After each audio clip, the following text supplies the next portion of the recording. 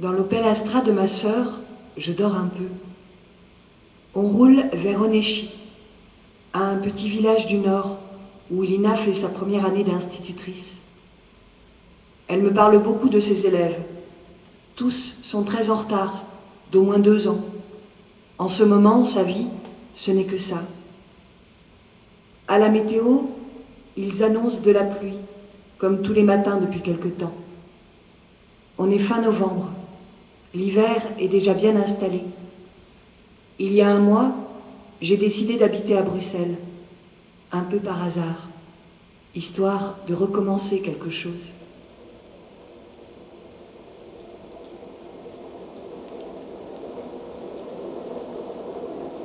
Pour l'instant, je ne sais pas ce que je viens faire ici. J'essaie quand même d'expliquer aux enfants pourquoi je suis là, avec eux. Je ne sais pas comment m'y prendre. À la récré, tout le monde me semble très excité. Tous jouent à quelque chose. Ils crient fort, ils rigolent. Plusieurs se mettent devant l'appareil photo en faisant des grimaces. Je joue au foot pour qu'ils m'oublient un peu. Je ne sais pas. Je ne sais pas ce que pense Bettina. Je revois sa robe et ses cheveux. C'était fin août, au mariage de sa cousine. Elle tournait. J'étais sous.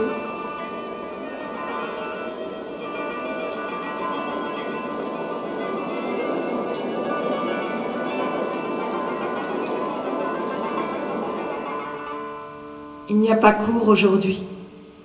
On est mercredi. Quand je me lève, Lina est allongée sur le canapé. Je prends 2 ou 3 thés pour me réveiller, puis je mets un disque, comme tous les matins. Quand je me retourne, je vois ma sœur qui pleure doucement. Elle essaye de me raconter. Ses élèves, elle pense ne plus y arriver. Elle a du mal à parler. Je me rends compte qu'elle fait une crise d'hémiplégie. Sa langue se paralyse, puis la moitié du corps. Avant, avec mon frère, on s'asseyait chacun d'un côté du lit et on lui faisait dire n'importe quoi. Avant de pleurer, j'appelle le médecin. Mathieu s'est amusé à taper les autres avec sa prothèse, tout à l'heure. Quand j'entre dans la classe, son bras est posé sur la table. Il me le montre en éclatant de rire, puis il se coupe les petits bouts de peau sèche qu'il a sur son moignon. Je rigole avec lui tout en lui disant de suivre le cours de lecture. Puis, je m'installe au fond. Là, je lis et relis les quelques lettres de Bettina que j'ai reçues depuis septembre. Puis, j'en commence une nouvelle. Peut-être la 15e. Chère Bettina.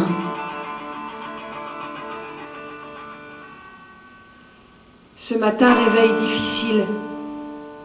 Je cuve le vin, le pastis, le cognac, bu hier soir en embouteillant les bières. Je monte directement dans la salle du haut avec mon duvet. Là, je dors. J'entends au loin les enfants qui sortent en récréation. Il doit être 10h30. Je sors de mon duvet pour descendre sur la cour. Quand ils me voient arriver, ils rigolent. Ce matin, ils sont énervés, mais je n'ai pas envie de rire avec eux. Je repense à la lettre de Bettina que j'ai reçue hier. Ne m'attends pas, surtout pas, je te laisse. Quand je reviens cette semaine, les décorations de Noël sont prêtes. Peu à peu, je deviens leur copain. Ils font moins attention quand je les prends en photo. Ils en ont marre de faire des grimaces devant la caméra. Je joue au foot avec les garçons pour me réchauffer. Avant d'aller manger ce midi, je reçois 2 cadeaux. Un dessin de Coralie et une rose rouge en plastique, de la part de Sandra.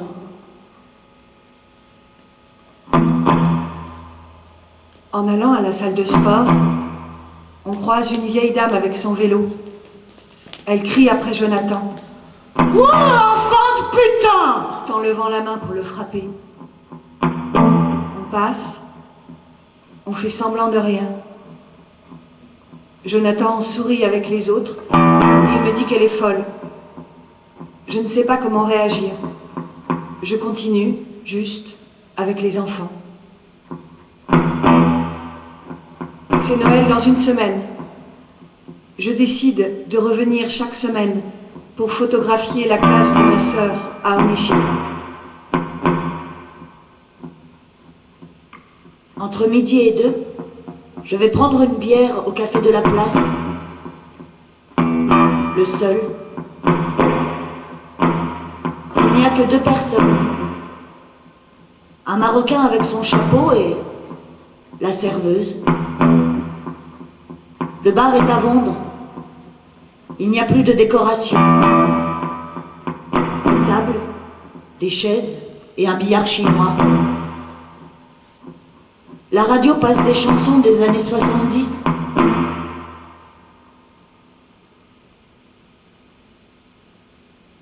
Personne ne parle.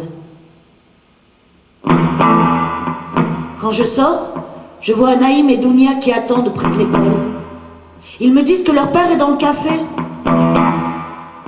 Je demande à Naïm ce qu'il a mangé. Des frites. Du poulet avec des frites. Ce matin, sur la cour, une petite s'est prise dans mes jambes. Elle a glissé sur 1 mètre à peu près avant que sa tête ne s'écrase contre un poteau du bureau. Avant de la photographier, je lui demande son prénom, mais je ne comprends pas. On va ensemble dans la classe, lui mettre un pansement. Pour la fête de Noël, la salle est chauffée. Plusieurs mères ont préparé des gâteaux. Les enfants s'amusent beaucoup. Il n'y a pas grand monde dans la salle. Les pères ne pouvaient pas venir. C'est vendredi après-midi. Je parle un peu avec le maire. Il est très inquiet en ce qui concerne l'avenir des enfants. Après le goûter, le Père Noël est venu. Certains sont restés sans voix quand il est apparu. Seules les plus grandes ont reconnu le cantonnier du village, le père de Marie-Laure. Après plusieurs verres de banga, je joue avec les petits, puis on rentre. Tout se finit très vite. Les vacances sont maintenant passées. L'année commence doucement. Je crois que les enfants préfèrent quand je leur joue de la musique. Ils se demandent encore ce que je fais là, avec mon appareil. Moi, ce que Bettina fait avec quelqu'un d'autre.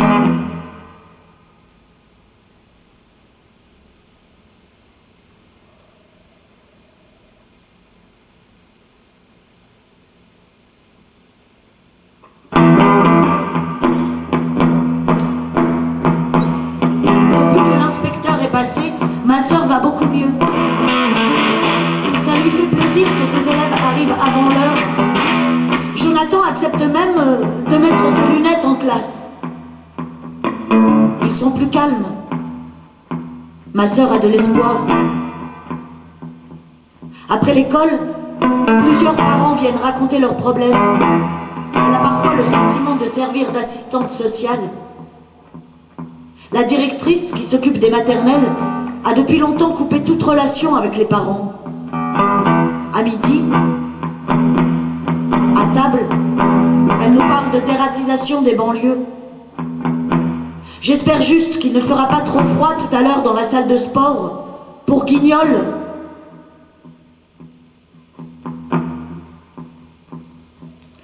Cette semaine, j'apprends que Mathieu a quitté l'école pour déménager pas trop loin au Cateau. Je l'aimais bien. Avec son bras en plastique, je le trouvais photogénique. Ma sœur, elle est soulagée. Il perturbait beaucoup la classe. J'ai reçu une lettre de Bettina. Elle devrait être en Vendée, fin février, pour notre concert. Il faut que je trouve un endroit tranquille où on pourrait prendre un verre. Toujours j'espère, malgré moi.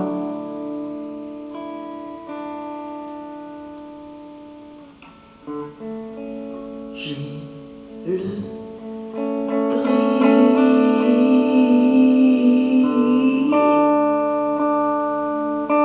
j'ai le gris de ma vie,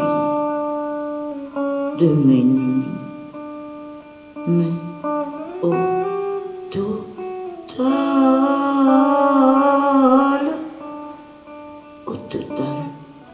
ça va pas mal. Je dors plus ou moins bien sur ce canapé. Je me réveille souvent avec des courbatures, la bouche sèche et la gueule de bois. Je ne pense pas avoir encore trouvé le bon équilibre.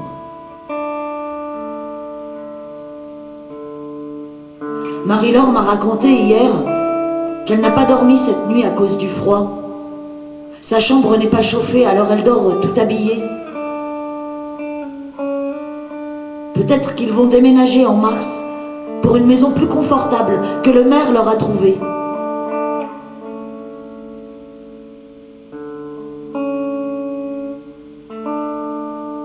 Dans les rues du village, les enfants demandent des bonbons aux personnes qui sont dehors sur leur pas de porte. C'est le carnaval.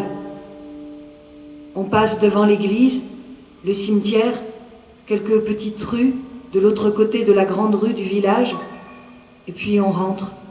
Le vent est froid. La collecte est maigre. 5 ou 6 personnes étaient là à attendre notre passage. On a quand même eu un gros paquet de bonbons et quelques francs. Je joue longtemps sur la cour avec Zorro, Tintin, Xena la guerrière.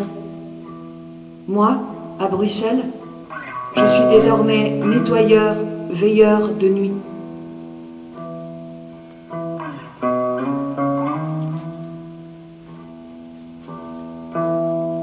Ma sœur va de mieux en mieux. Elle aime beaucoup ses élèves, son travail, mais elle n'est pas sûre qu'elle restera ici l'année prochaine. Sa seule collègue, la directrice, ne voit pas les enfants comme elle. Et puis, 4 cours différents à préparer, c'est beaucoup de travail. Ici, à Oneshi, les beaux jours sont arrivés. Il fait même chaud. Sur les marches, je relis la ferme du Garret, puis je vais me promener. Demain, j'envoie un autoportrait à Bettina. Sans un mot. Sans rien. Je ne suis pas venue souvent ce mois de mai. Dans la petite maison désaffectée où on met les trottinettes, je reste à parler avec Steve et Loïc. Ils se demandent encore ce que je fais là à prendre plein de photos. Quand je lève mon appareil pour les photographier, ils sont gênés. Je ne les prends pas. Jonathan m'a demandé à la récré si j'avais une copine. Je change de sujet. Il rigole. Avec Steve, son frère, je les aime beaucoup. Steve doit attendre septembre pour se faire soigner son abcès chez le dentiste. Son autre petit frère doit y aller avant cet été. On est fin mai. Cette semaine, beaucoup sont revenus rasés à cause des poux. Et puis, il fait plus chaud maintenant. Demain, je pars rejoindre Bettina en Vendée. La dernière fois, avant les grandes vacances.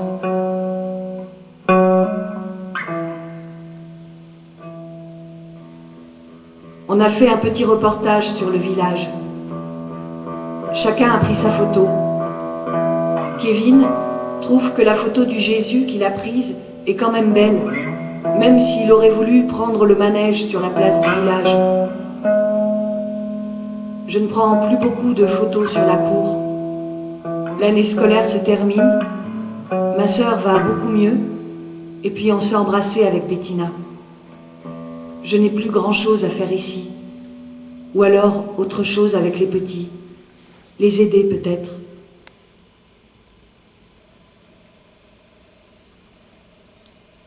Un morceau de brioche à la main, je raconte mon année au maire.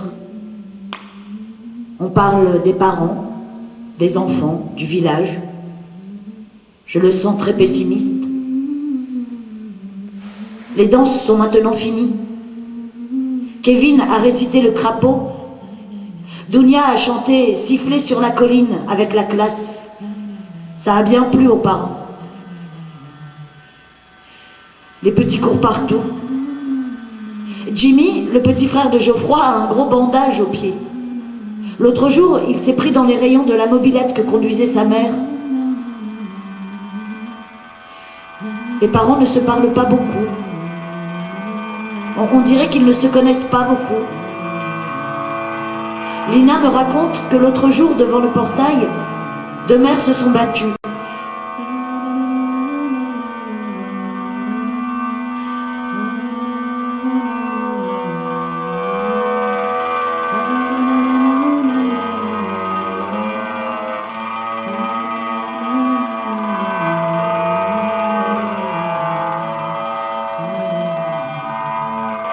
On rentre de Vissant.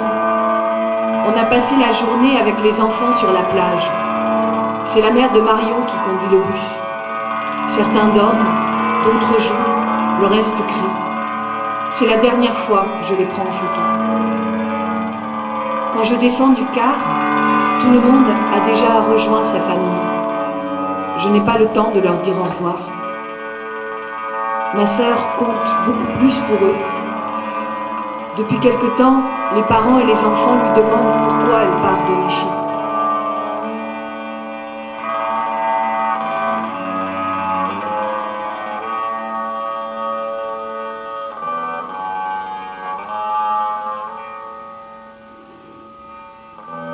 Je mets un CD dans la voiture. Puis j'attends que Lina fasse le tour de l'école, qu'elle ferme le portail. Il fait très chaud. Sur le chemin du retour, Lina me parle de ses élèves. Elle est inquiète pour eux. Elle aurait aimé les suivre un petit peu plus encore. On passe le bar, la poste et la boucherie de Néchy.